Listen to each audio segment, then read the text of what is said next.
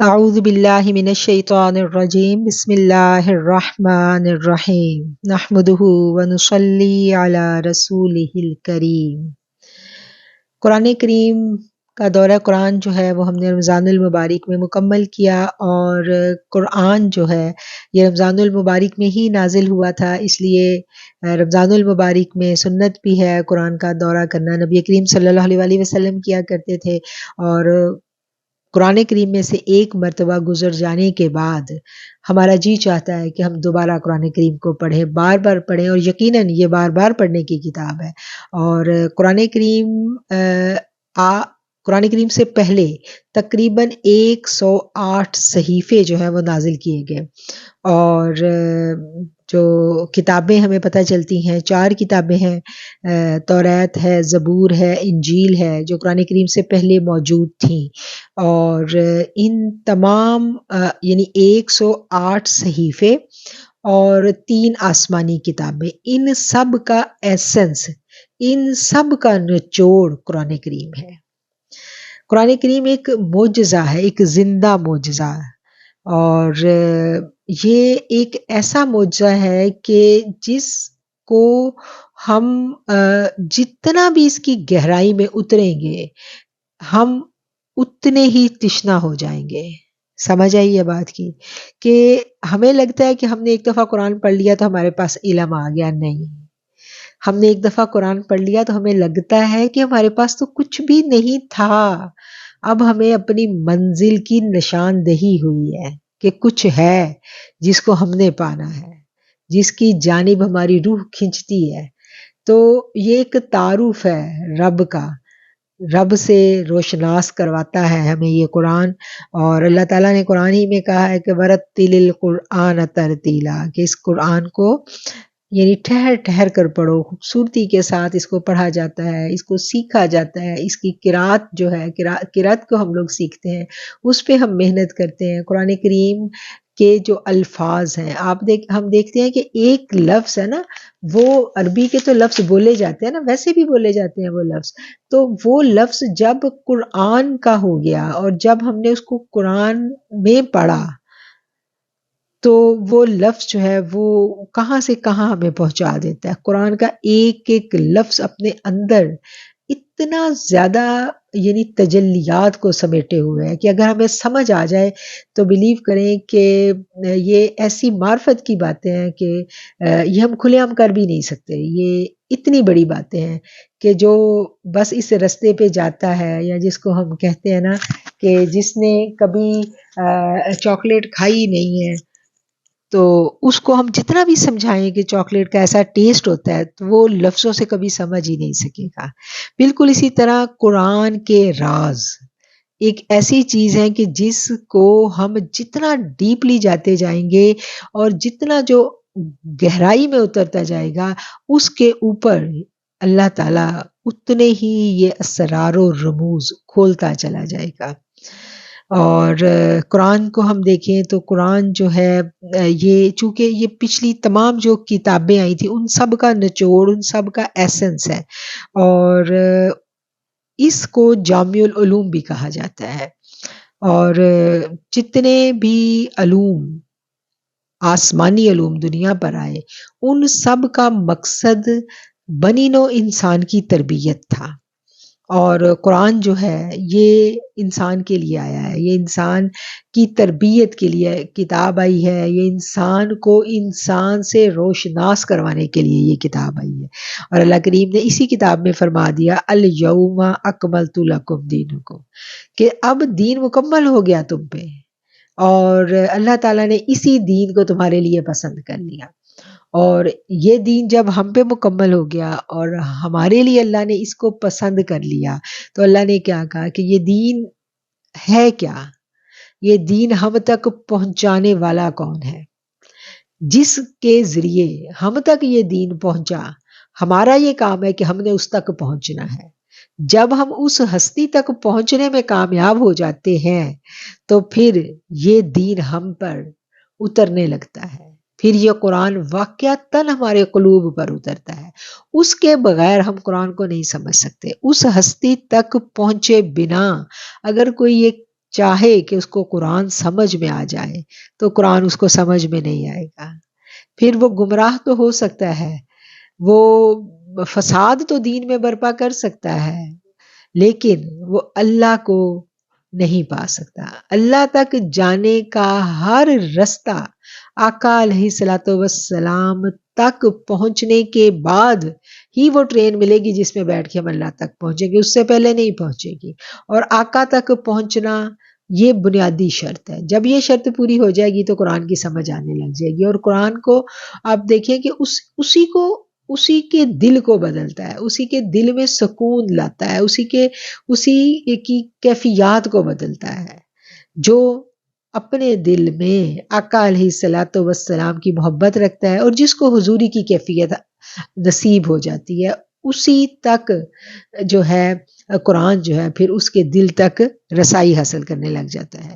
قرآن اللہ کا کلام ہے. اللہ نے کہا کہ یہ میرا کلام ہے. اور صوفیہ کرام کا قول یہ ہے کہ اللہ خود قرآن کی تلاوت کرتا ہے بے آواز اور بے زبان. اب یہ صوفیہ کا قول ہے، یہ اہل باطن کی بات ہے.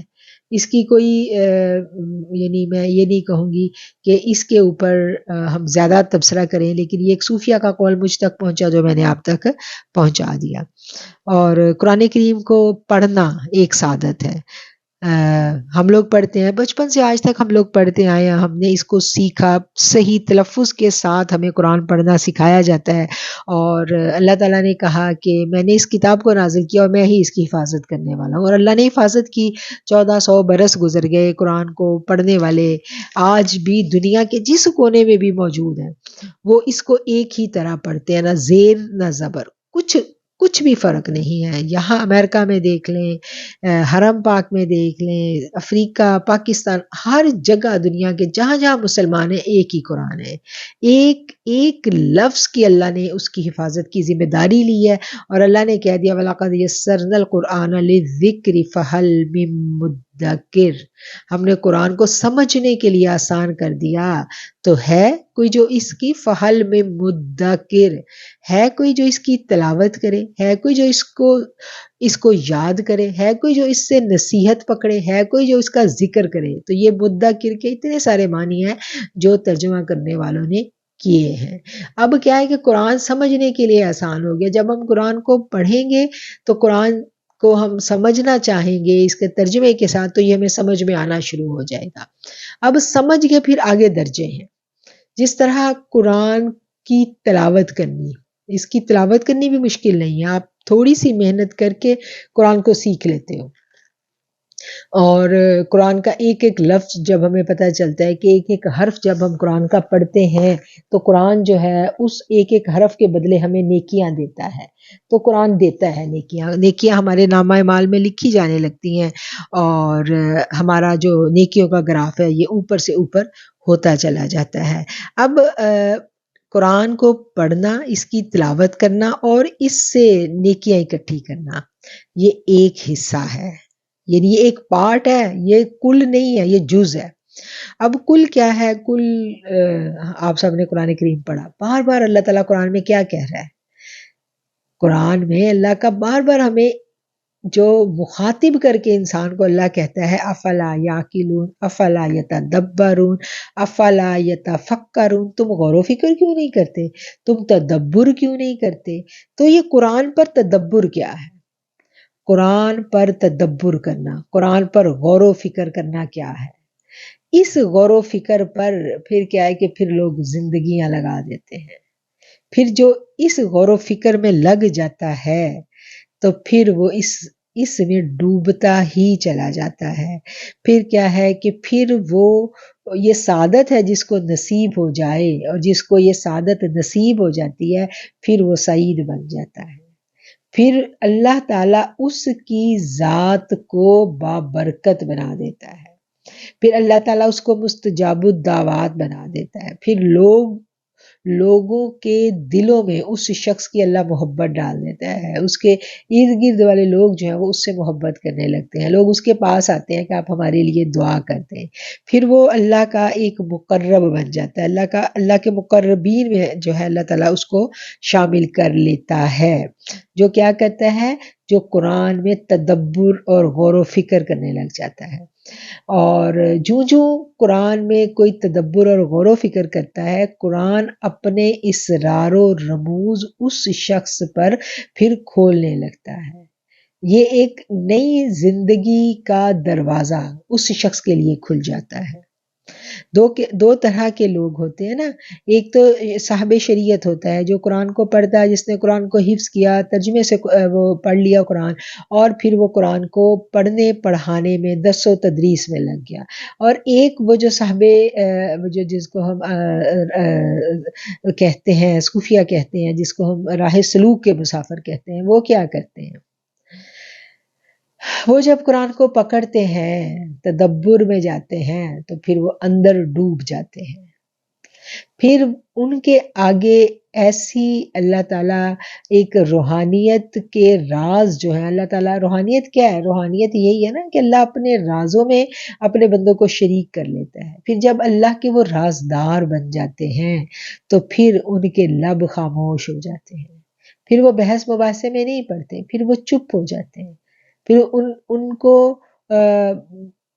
کیا کہنا چاہیے، اس بات کو ہم آصف بن برخیہ کے واقعے کے ساتھ اگر لے کے جائیں، اس کے تناظر میں رکھ کے ہم پڑھیں سوچیں، تو قرآن کریم میں سورہ نمل میں اللہ تعالیٰ کہتے ہیں نا، قال الذین عندہ علم من الکتاب انا آتیک بہ قبل ان یرتد الیک طرفک.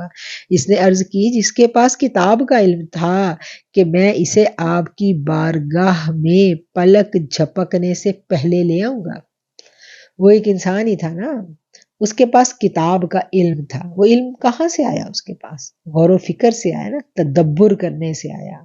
وہ پیغمبر نہیں تھا، وہ پیغمبر کا ہم نشین تھا، وہ پیغمبر کی مجلس میں بیٹھتا تھا، اور اس کو اللہ نے وہ تصرفات عطا کر دیے تھے کہ وہ پلک جھپکنے سے جو ہے وہ ایک تخت اٹھا کے کہاں سے کہاں پر لے گیا.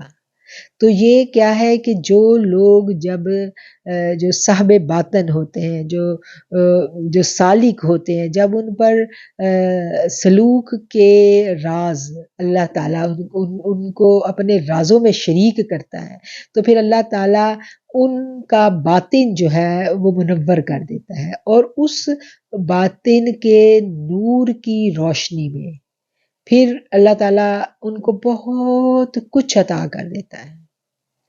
اور آپ دیکھیں کہ یہ جو قرآن ہے، اس آصف بن برخیہ کے پاس جتنا علم تھا، وہ اتنا علم تھا جس کتاب کا کہ وہ کتاب ہمارے اس قرآن میں ضم کی گئی ہے. سمجھ آئیے بات کی کہ وہ کتاب جتنے 108 صحیفے اور 3 پرانی کتابیں، ان سب کا ایسنس، ان سب کا نچوڑ اس قرآن کریم میں موجود ہے. تو قرآن کریم کے جو صاحب تصرف جو بزرگان ہیں، وہ اگرچہ وہ پوشیدہ ہیں، کیونکہ اگر وہ ظاہر سب کچھ ہو جائے تو کائنات کا جو نظام چل رہا ہے اس میں بہت سا خلل واقع ہو جائے. کیونکہ جو حضرت مجدد الافسانی تک ہم دیکھتے ہیں کہ یہ جو بھی یہ صاحب تکوین بزرگ جن کو ہم کہتے ہیں، جو بھی صوفیہ کرام یا جو بھی اولیاء کرام ہوتے تھے، یہ ظاہر ہوتے تھے، اور اس کے بعد کیا ہوا کہ یہ مستور ہو گئے، یہ چھپ گئے، یہ ختم نہیں ہوئے، یہ چھپے ہوئے ہیں. تو آج بھی ایک ایک قرآن کے لفظ پر جس نے ریاضت کی، قرآن کی ایک ایک آیت پر جس نے ریاضت کی، قرآن کی ایک ایک سورت پر جس نے ریاضت کی، اور جس کو اس کے تصرفات حاصل ہو گئے، تو وہ آج بھی شاید آصف بن برخیہ سے زیادہ قوت والا ہے. کیونکہ قرآن ڈیفینیٹلی تمام کتابوں جو پہلے سے آئیں ان سب سے درجے میں زیادہ اوپر ہے، اور یعنی وہ سب منسوخ ہو گئیں، اور آج صرف اور صرف قرآن ہی کا دور ہے. آج ان سب کی جو تاجوری ہے وہ قرآن کو حاصل ہے. یہ بہت بڑی بات ہے، اور یہ بات مجھے نہیں پتا کہ مجھے یہاں کرنی چاہیے کہ نہیں، کیونکہ یہ ڈیفینیٹلی تصوف کی کلاس نہیں ہے، لیکن جو کہ ہمارا سبجیکٹ تصوف ہے، اور اس میں ہمارے تصوف کی اسٹوڈنٹس بھی شامل ہیں، اور کچھ لوگوں کا یہ خیال، یعنی ایک ذہن میں یہ بات آتی ہے کہ شاید قرآن تصوف سے الگ ہے، تو ایسا نہیں ہے۔ قرآن کا ایسنس جو ہے، اس کو جب ہم اس تک پہنچتے ہیں تو وہی راہ سلوک ہے، وہی تصوف ہے۔ اور سالک کی طلب جو ہوتی ہے وہ کبھی بھی کہیں بھی پوری نہیں ہو سکتی جب تک وہ قرآن کے اندر نہ اترے۔ تو یہ سب کچھ جڑا ہوا ہے، یہ سب کچھ جڑا ہوا ہے، یہ جو پارٹس بن گئے نا، یہ جو گروہ بنا دیے گئے ہیں کہ قرآن کے علم والے الگ ہیں، تصوف والے الگ ہیں، اور کیا کہنا چاہیے درس و تدریس والے الگ ہیں، ایسا کچھ نہیں ہے۔ ایسنس ایک ہی ہے، یہ سب کے سب جز ہیں، کل ایک ہے، اور ایک اللہ کی ذات ہے۔ اور اللہ کی ذات تک پہنچنے کے لیے جو راہ اختیار کی جاتی ہے، اس راہ کی جس ٹرین میں ہم بیٹھتے ہیں، اس ٹرین کے جو رستے میں آنے والے یہ اسٹیشن ہے نا، یہ سارے کے سارے وہ اسٹیشن ہیں، اور یہاں سے سب نے گزرنا ہوتا ہے رب تک پہنچنے کے لیے۔ تو کہیں پر بھی تصوف قرآن سے الگ نہیں ہے۔ آپ نے قرآن پڑھا، آپ مجھے بتائیں کہ آپ کو لگا کہ قرآن جو ہے یہ تصوف سے الگ ہے؟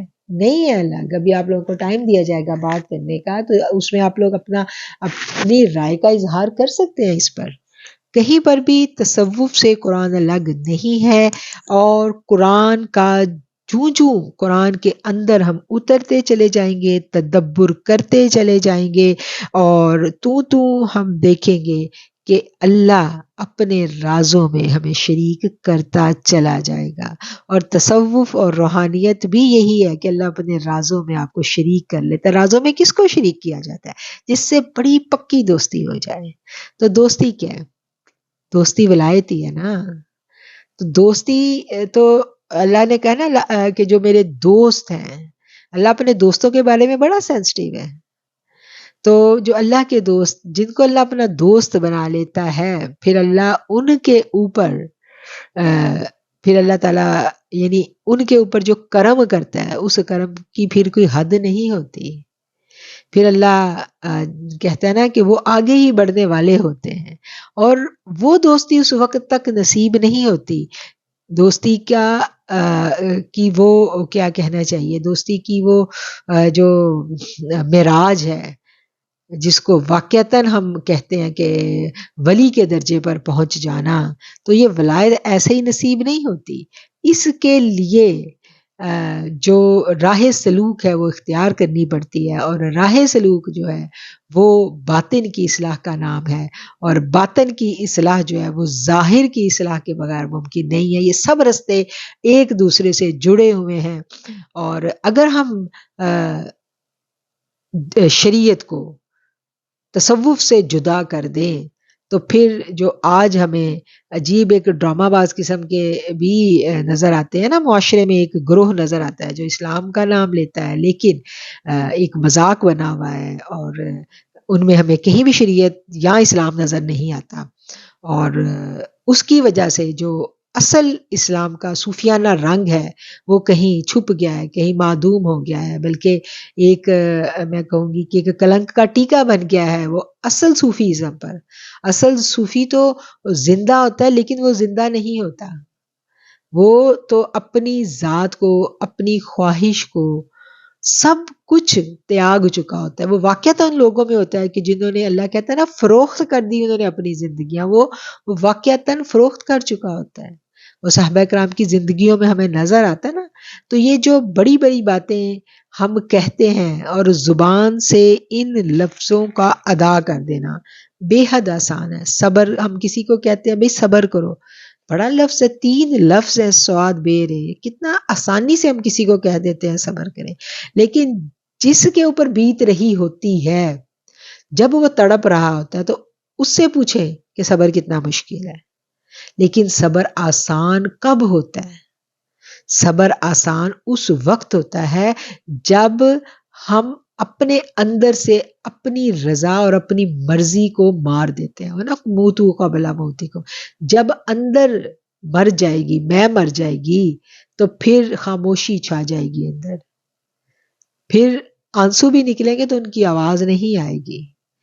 اس مقام تک جانے میں وقت لگتا ہے. اور یہ سفر ایک دن کا سفر نہیں ہے، ایک مہینے کا بھی سفر نہیں ہے. یہ سفر ایسا ہے کہ جب چل پڑے تو پھر انسان چل پڑتا ہے. اس میں وقت لگتا ہے، اس میں بڑی مشکلات آتی ہیں، آزمائشیں بھی آتی ہیں. پھر یہ ایک کہا جاتا ہے جی کہ دین کے راہ پر ہم چلیں تو آزمائشیں شروع ہو گئی. اب لوگ کہتے ہیں جی ہم جب سے آپ سے جڑے ہیں ہماری زندگی میں آزمائشیں آنے لگ گئی ہیں. تو یہ بھی ایک سوال میرے تک پہنچا کہ یہ کیا وجہ ہے کہ زندگی اچھی خاصی گزر رہی تھی، جب سے آپ سے جڑے ہیں آزمائشیں آنے لگ گئی ہیں. تو بس یاد کر لیں اس بارے میں، آپ لوگوں نے بھی وہ احادیث پڑھی ہوں گی. یہ ہم سب کو پتا ہے کہ دین کی راہ پہ چلنے والے پر آزمائش کیوں آتی ہے. ہم ایک کیا کہنا چاہیے عام سی چیز بھی لینے جاتے ہیں نا بازار میں، تو ہم اس کو بھی اچھی طرح ٹھوک بجا کے دیکھتے ہیں. اگر برانڈ کی چیز دیکھتے ہیں ہم اس کو بھی 100 دفعہ دیکھیں گے، ریپلیکا تو نہیں ہے، اصل ہی مل رہی ہے نا. تو کتنا ہمارے پاس وہ ایک $10 خرچ کرنے کے لیے بھی ہم کتنی تگدو کرتے ہیں کہ ہم $10 بھی صحیح جگہ پر خرچ کریں، کہیں ہم غلط چیز نہ خرید کے لے آئیں. تو یہاں تو بہت بڑا سودا کرنے جا رہے ہوتے ہیں ہم، اور اس میں پھر رب ٹھوک بجا کے تو دیکھتا ہے. آزمائشیں تو آئیں گی، اور آزمائش جو ہے یہ انسان کو کیا کہنا چاہیے اس کی سرکشی دور کرنے کے لیے آتی ہے.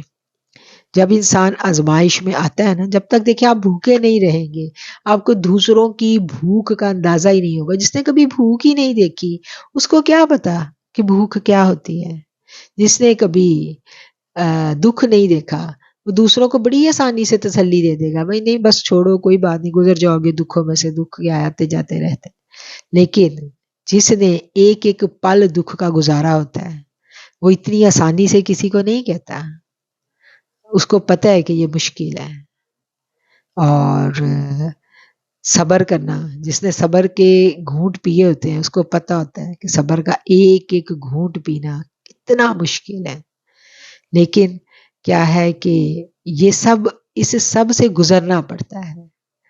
اور جب آپ اس سب سے گزرتے ہیں تو پھر آپ تنہا نہیں گزر سکتے، مشکل ہو جاتی ہے. اللہ نے کہا نا کہ جو تمہاری منزل ہے، جہاں تک تم نے پہنچنا ہے، اس رستے والوں کی جو ہے نا میت اختیار کرنی پڑتی ہے.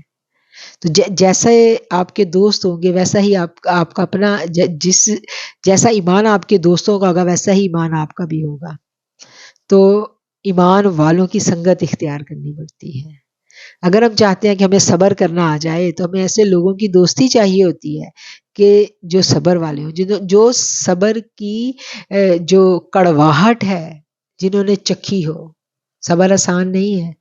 بھروسہ کرنا کتنا خوبصورت لفظ ہے، اللہ پہ بھروسہ کرو، توکل کرو اللہ پہ، بڑا آسان ہے کہہ دینا.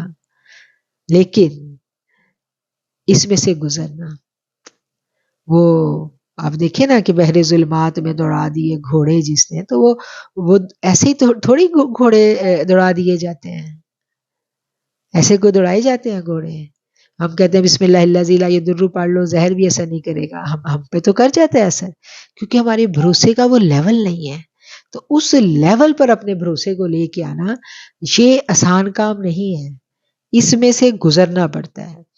اور یہ آزمائشیں جو ہیں یہ ان میں سے گزار کر اللہ تعالیٰ جو ہے پھر ہمیں کندن بناتا ہے، سارا کچھ چھٹ جاتا ہے. پھر صرف اور صرف جو ہے نا اندر رب کی رضا جو ہے وہ چمکنے دمکنے لگتی ہے. پھر وہی جو ہم نے تصوف میں پڑھا تھا کہ جب تک لا پکا نہیں ہوتا ہر چیز کی نفی نہیں ہوتی. اور یہ ہر چیز کی نفی جو ہے یہ کرنے کے لیے ہمیں جو نور چاہیے، جو قوت چاہیے، وہ قرآن کے الفاظ ہمیں بڑی زبردست قوت عطا فرماتے ہیں. ہم لفظوں سے مدد لیتے ہیں نا. اب دیکھیں ہمیں جب کوئی پریشانی ہوتی ہے، اگر ایک چھوٹی سی بات ہے، نفس ہی ہمارا قابو میں نہیں آ رہا، عبادت کی توفیق نہیں ملتی، تو ہم اپنے مینٹور کے پاس جاتے ہیں، اپنے اساتذہ سے کہتے ہیں کہ میرے سے یہ کام نہیں ہو پا رہا، اب میرے سے نفلی روزے رکھنے کی میرے میں توفیق نہیں ہے، یا میرے سے غصہ کنٹرول نہیں ہو رہا، میرے سے فجر نہیں پڑی جا رہی. تو وہ ہمیں مختلف اذکار بتاتے ہیں نا. تو وہ ایسے ہی نہیں بتاتے، وہ وہی اذکار بتاتے ہیں، وہ ان اذکار کی معرفت سے آگاہ جو ہوتا ہے، جب وہ آپ کو کوئی ذکر بتاتا ہے تو پھر وہ ذکر آپ کو در حقیقت فائدہ دیتا ہے۔ جس کو خود ہی معرفت نہیں ہے تو وہ آپ کو کوئی ذکر بتائے گا تو آپ کو ثواب تو ہوگا، لفظ کی ادائیگی کا ثواب تو ہوتا ہے، لیکن شاید کما حقہ ہو وہ فیض جو آپ لینے گئے تھے وہ آپ کو نہ مل سکے، وہ آپ کو ادھر ہی سے ملے گا جس کے پاس وہ ہوگا۔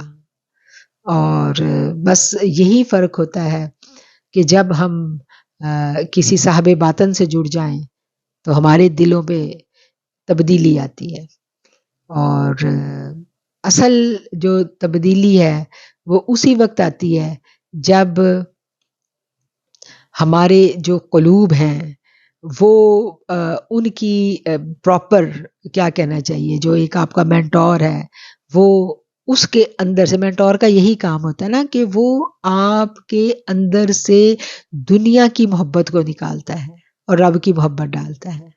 آپ کے جو مرشد جس کو ہم لوگ کہتے ہیں نا، مرشد کا یہ کام نہیں ہوتا کہ وہ آپ کی خواہشات کی تکمیل کے لیے آپ کو صبح و شام وظیفے بتائے، وہ مرشد نہیں ہے۔ مرشد وہ ہے کہ جو آپ کے دل سے دنیا کی محبت نکال کے رب کی محبت اور رسول اللہ صلی اللہ علیہ وسلم کی محبت ڈال دے، اصل مرشد وہی ہے۔ اور یہ سب کچھ ایک ہی چیز کے مختلف نام ہیں، یہ سب کچھ آپس میں جڑا ہوا ہے، کوئی بھی چیز کسی سے الگ نہیں ہے۔ اور بس یہ ایک ہی کیا کہنا چاہیے، ایک ہی خوشبو کے مختلف نام ہیں، جدھر سے بھی آپ ان کو، اس گلدستے کو جدھر سے پکڑ کے سونگھیں گے، خوشبو وہی رب کی ہے، خوشبو وہی رسول اللہ صلی اللہ علیہ وسلم کی ہے۔ اور پھر آقا علیہ الصلوۃ والسلام سے یہ سلسلہ چل نکلا تو پنجتن پاک آ گیا، اور پنجتن پاک کے آگے سے آگے جو ہے وہ ان کے کیا کہنا چاہیے کہ ان کی اولادیں اور بزرگان دین آ گئے، تو یہ رستہ ایسا ہی ہے۔ اور بس یہی میرا خیال ہے کہ ہمارا ٹائم بھی پورا ہو رہا ہے، اور انہی الفاظ کے ساتھ میں یہ جو بیان ہے اس کو ختم کروں گی کہ یہ جو آزمائشیں آتی ہیں یہ چھوٹی چھوٹی ہماری کیا کہنا چاہیے، ہماری روحانی تربیت اور روحانی پاکیزگی حاصل کرنے کے لیے ہوتی ہیں، یہ اللہ تعالیٰ کی طرف سے ہمیں متنبع کرنے کے لیے آتی ہیں۔ اب اس وقت ہمارا کرنے کا کام یہ ہوتا ہے کہ ہم اللہ سے جڑ جائیں، قرآن سے جڑ جائیں، اور کسی اللہ والے کے ساتھ جڑ جائیں تو ہم نکل جائیں گے۔ لیکن اس وقت اگر ہم اس آزمائش کو اوور کم کرنے کے لیے کسی غلط بندے کے ہتھے چڑھ گئے تو بس پھر سب کچھ ہی کیا، ٹھیک ہے نا۔ تو اللہ تعالیٰ ہم سب کو اس قرآن سے، دین اسلام کی اصل روح سے جڑنے کی ہمت اور توفیق دے، اور ہمیشہ جوڑی رکھے۔